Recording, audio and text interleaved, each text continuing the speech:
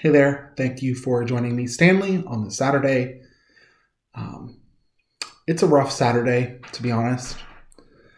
There's a lot that's been going on, a lot in the news, a lot that is very hard to take in.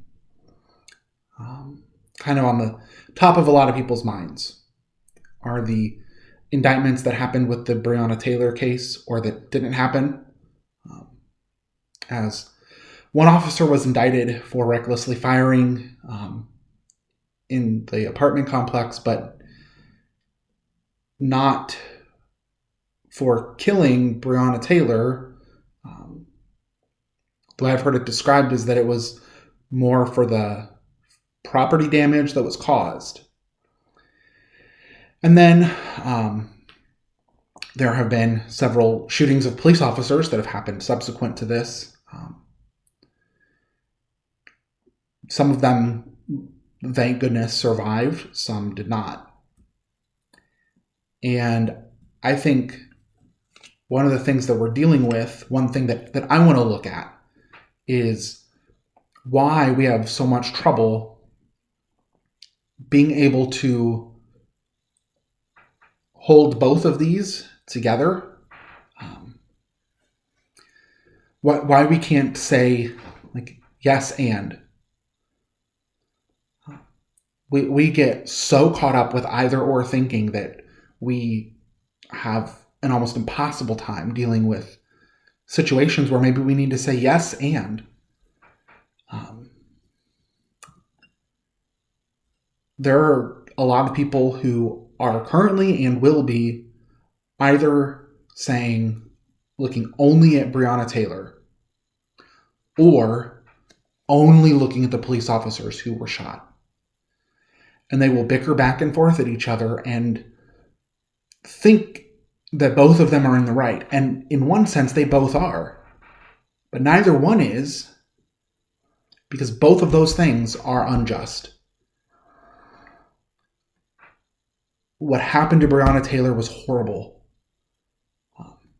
Police officers got what's called a no-knock warrant in the middle of the night.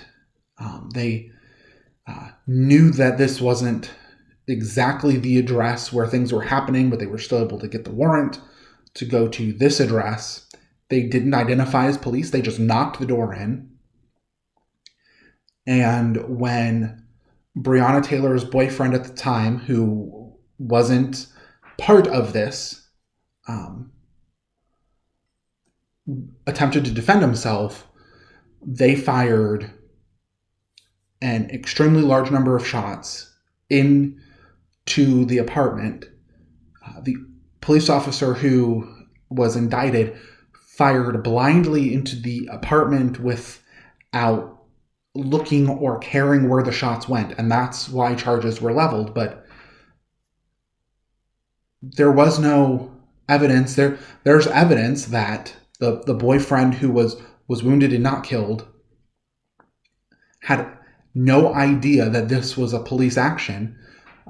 When he called 911 about the event, he said, some people just burst into my apartment and I don't know who they are and they just shot us. This shouldn't happen. This is not okay. This is unjust. It's also unjust for police officers to just be shot randomly. Both of these things are wrong. Both of these things are not okay. And we should be able to say, we need to pray for the police officers. We need to support police officers who are attempting to do a very difficult job, a very, very stressful job. And we need to try to support them when they try to do the job well. We need to hold them accountable when they're not doing it properly. And we should be able to say Breonna Taylor's death was horrific and awful and should not be acceptable in our world. We should be able to say, yes, it's awful what happened to the police officers and inexcusable, and what happened to Breonna Taylor should never be acceptable, and it is not okay that no one was charged. That it seems like nothing's really going to happen about it. That the way the indictments rolled out the damage to property that happened seems to have more weight than the fact that a human person died. We should be able to say, yes, everything that happened to Breonna Taylor is horrible and horrific and unjust. And shooting a police officer for sitting somewhere or for responding to a call is awful and should never be acceptable. And we need to support our police officers and equip them to be able to act justly in our society. Of course, there are times where it's either or, where you do one thing or you do the other, but there are a lot of these instances where it should be both and.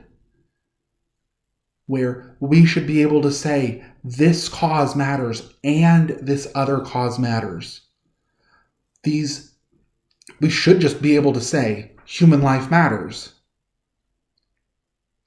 But we can't right now, because we say that and then back that statement up by treating certain people because of their language, because of their skin color, because of their politics, as if they don't matter. And so we force people to say, Black lives matter. Police lives matter. We force people to say brown lives matter. We force people to make these statements, and they are true, and they should be supported, because we cannot, for some reason, just say yes to all of it and support all of it. And I don't understand why, but we're definitely feeling this split in our world right now. So I would encourage you to spend some time in prayer and mourning over these events that have happened. And I would encourage you to take a moment and ask yourself, where do you need to say yes, and yes, this is true, and this is true, and not what's often going to happen is you're going to want to move away from the thing that you're not as quickly supporting to the thing that you do support. But try to flip that. So if you are someone who supports Black Lives Matter, say, yes, Black Lives Matter, and how are some of these other things true? And if you're someone who does not at all want to support Black Lives Matter, say, yes, we need to support our police officers. Yes, we need to,